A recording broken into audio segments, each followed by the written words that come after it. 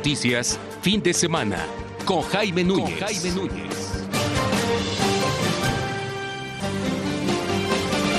Las 8:30 y hoy recibimos a Adán Ramírez Serret.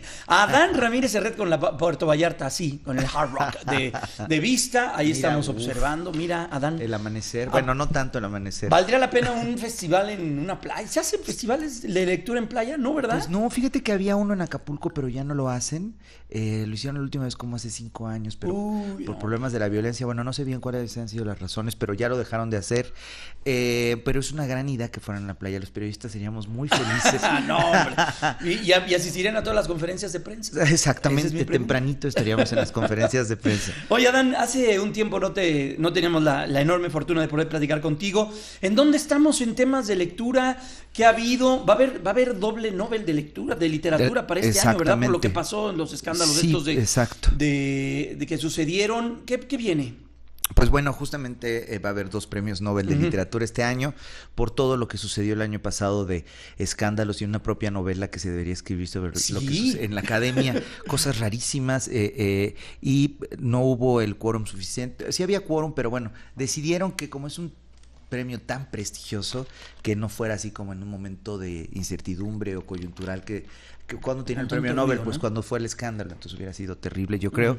Y bueno, justamente ahorita, el 7 de marzo pasado, fue Día Internacional de la Lectura, que me parece salen temas muy importantes con esto. Ahora justamente este año que ha sido tan polémico en cuanto a la difusión de la literatura, la divulgación de la literatura, y hay unos temas muy importantes. Por ejemplo, el nivel de analfabetas. En el mundo hay 730 millones de analfabetas y en México es un porcentaje de la población bajo, pero son poco menos que 4 millones de analfabetas. Para un país que de 120 y tantos millones. 120, 4 millones de analfabetas, y también obviamente los analfabetas funcionales, muchísima gente que apenas si sabe leer para lo que dice el camión y esto, ¿no? Digamos. Oye, y ya luego nos vamos a los temas de comprensión, de lectura y ya todo eso. Es bajísimo. Una cosa importante, por ejemplo, que arrojan, lo he visto en las editoriales, es que si no lees antes de los 22 años o antes de que termines la carrera, ya no vas a leer nunca. Es decir, entre los 16 y los 24 tienes que hacerte un lector, si no, ya. Es muy difícil que después de esa edad... ¡Qué gran dato! Pues sí, pero yo creo que ya estás hecho, ¿no? A los 25 y lo que ya no hiciste. Pues sí. A menos que seas una persona pues muy disciplinada, muy especial, digamos, pero la mayor parte de las personas sucede esto. Ahora, yo que me dedico a recomendar libros, hay 2 cosas muy, muy importantes, ¿no? La primera, a veces nosotros cometemos el error de como estás acostumbrado a leer. Dices, ¿qué tal está ese libro? Pues está bien. Y dices, cuesta $700 y son 500 páginas. Para mí está bien, o sea, en realidad tenemos que decir que es maravilloso y sin mentir, si uno me pregunta, ¿por qué sería maravilloso escribir? Yo creo que leer y después escribir también, yo creo que leer tiene una cualidad increíble y es que pienso, por ejemplo, cuando tú ves una serie de televisión, ya está hecha la producción, hay un director, hay un guionista, está la propia calidad de la televisión, la luz, todo esto, y como decía Borges, cuando sueñas o cuando lees, tú eres el que hace todo. Tú eres el espectador, tú eres el que crea toda la escenografía, el que diseña todos los personajes. Esos personajes van a estar hechos específicamente por ti y son irrepetibles. Y yo creo que ahí sucede algo fantástico, que es de los grandes privilegios del ser humano, que es la imaginación. Si lees, tienes la posibilidad de tener un mundo interior y esa cualidad creo que es fantástica, ¿no? Ya el aburrimiento se acaba. Y también fíjate que en Guadalajara hubo unas mesas sobre lectura. Y un ilustrador, Daniel Camacho, dijo algo que me encantó, y es que agarró un libro y dijo, es que tener la posibilidad de que te den un libro, una cosa tan hermosa, es algo increíble.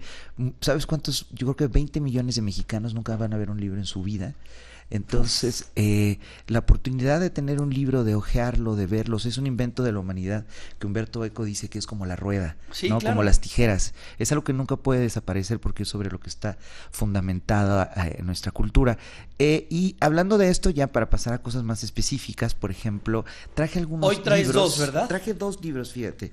pensé en libros para jóvenes, para hacerlo mucho más práctico y también para hablar de algo muy positivo, que son las editoriales de literatura infantil y juvenil, que hacen cosas hermosísimas y que crean lectores también, ¿no? Digamos, hablando de estos temas, si tú ya eres un lector, pues ya no importa lo que sea, te van a gustar, pero digamos, ¿cómo atraer a la gente que no está? Hay otras pruebas, por ejemplo, si entras a una casa y no hay un libro y hay una televisión, es muy difícil que los niños que crezcan allí vayan a leer. Entonces, sí es importante acercar los libros. Dime. Estamos platicando con Adán Ramírez. Oye, Adán, ¿y las nuevas tecnologías? El internet. Somos la sociedad más informada que ha pisado este planeta. Exacto. En la historia que tenemos. La más informada. Que esa información sea buena, real. Ahorita tenemos todo este debate de las fake news y todo. Pero tenemos mucha información. Tenemos acceso a todo. Prácticamente a todo. Y por ejemplo, hablando de la lectura, yo creo que nunca habían leído más los jóvenes que ahora. El problema es que leen cuál es el proceso de esa información, pero en todas las aplicaciones o en todos los mensajes pues estás leyendo y escribiendo muchas veces en códigos ya incomprensibles. Bueno, pero ¿qué vas a hacer con K, no? Exacto. Y luego, a veces ya ni siquiera se escribe, ya aplicas nada más los el emoji, el emoji o miles de cosas que yo si es de jóvenes ya no entiendo, o sea, cinco letras. ¿No? ¿Cuántos años tienes, Adán? 36. Oye, me pregunto, mira, una muy buena amiga que se llama Betty Alfaro, que de verdad la quiero mucho y además siempre nos está escuchando. Gran amiga Betty, me dice que es tu fan. Es tu fan, muchas Betty gracias. Alfaro. Y que quién te enseñó a leer, me pregunta. Pues fíjate que es un proceso muy importante hablando. En mi casa siempre hubo libros. Y tanto a mi abuela, que vivía muy cerca de donde yo vivía, y como a mis papás, siempre lo que más les me fomentaban o me decían para que yo existiera, digamos, o lo que tenía que hacer era leer. Y algo que me fascinaba es que los libros estaban en los estantes, en los libreros, y que la gente se pudieran hablar de ellos era increíble, como aquello que está allí guardado puede generar tantas discusiones, tantas pasiones, y puede ser tan parte de la vida, algo que está apagado y allí cuadrado y te acercas a ellos y esa fue la forma. Pero fíjate que yo lejos de lo que se pudiera esperar, no fui un niño lector para nada. Yo más bien jugaba fútbol y crecí en el campo, entonces más bien salía a jugar al campo, y más bien como hasta los 16, 17 fue que me puse a leer muchísimo, pero antes era un niño normal y no me daba cuenta. Yo también, yo recuerdo de mi primer libro que leí, fue el de Cómo el hombre llegó a ser gigante, que me lo regaló una tía. Y Triptofanito, la historia del... Claro. Y esos libros fueron los dos primeros que yo me acuerdo que leí. Sí, es que... De niño. De chicos, sí, claro. Yo creo que es muy importante allí, y tiene incluso así la gente experta en la educación, creo que hasta se hace más flexible el cerebro si de niño te leen. Ajá, el ejercicio de que te lean tus padres, y haces un ejercicio también empático muy padre con la lectura, ¿no? Es un momento de tranquilidad donde tienes un contacto con tus papás o con la gente que crezcas, ¿no? Es muy importante. Oye, ¿y qué nos recomiendas para esto? Estamos empezando 2019, hay buenos autores para el 2019, muy buenos, ¿no? Muy buenos mexicanos, ¿qué ves? En el horizonte. En el horizonte hay muchos escritores mexicanos. Ahorita hay una camada, digamos, una generación que está escribiendo muy bien sobre temas muy duros, sobre violencia. Por ejemplo, está Luis Jorge Bone, que tiene unas novelas muy importantes, Fernanda Melchor, Emiliano Monge, muchos jóvenes también. Alguien que me gusta mucho, que acabo de leer un cuento de él, es Bernardo Esquinca, que escribe sobre fantasmas y a veces zombies en la Ciudad de México, un escritor sobre el terror y lo policíaco fantástico. Y también fíjate el del que traigo aquí, Alberto Chimal, este libro La Distante, en Editorial Naranjo, es un libro para jóvenes pero bellísimo, fíjate, y hablando de las cualidades en específico que tenga la lectura, él empieza diciendo: hay muchas historias que te puedo contar, pero hoy te voy a contar una. Muchas conoces, pero esta, digamos, te está confrontando todo el tiempo y te va a decir lo que va a pasar. Y se trata, esta Distante, de un hombre en un reino lejano que tenía muy buena vista y se dedicaba a cuidar el reino. Y en eso ve a lo lejos a una mujer.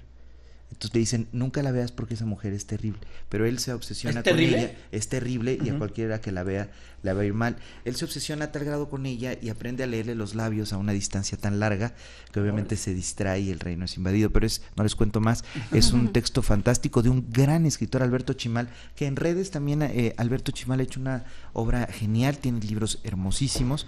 Pero Alberto Chimal, si tú lo buscas, tiene un blog y publica muchísimos cuentos, no solo suyos, sino de muchas otras personas. además es un gran divulgador de la lectura, y yo siempre que leo a Alberto Chimal me sorprendo, me parece espectacular.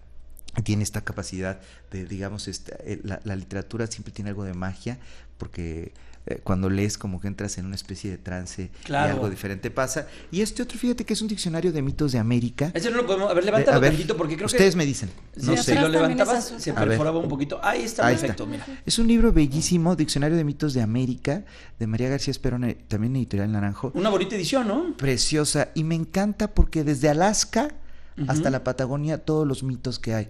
Y los mitos son fantásticos. Sabes que no hay cultura, es imposible un ser humano que no tenga mitos o historias.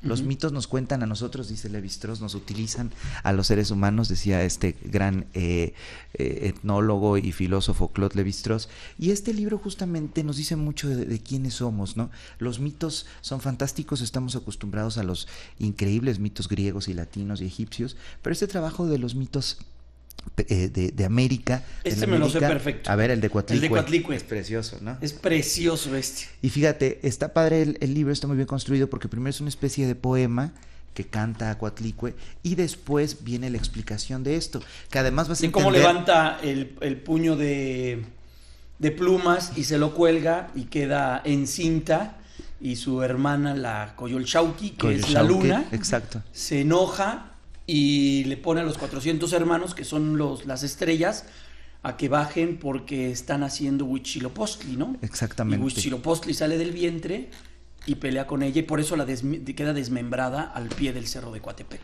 Exactamente, y justo lo que tú dices, algo que me fascina, de los aztecas sobre todo, sí, viene ahí de la fundación de México, de Aztlán. Es increíble que descubres la historia de esta ciudad fantástica, ¿no? Bueno, Adán, ¿dónde te pueden ver rápidamente? En @Adán Cerreta, ahí estoy en Twitter para lo que se ofrezca. Con Denise Merker, ¿no? Los miércoles estoy con Denise Merker a las 2:40 más o menos. Eso es todo, Adán. A sus órdenes. Gracias, Gracias a ti. Que estés muy bien, y empataron las Chivas. Pausa, ya volvemos.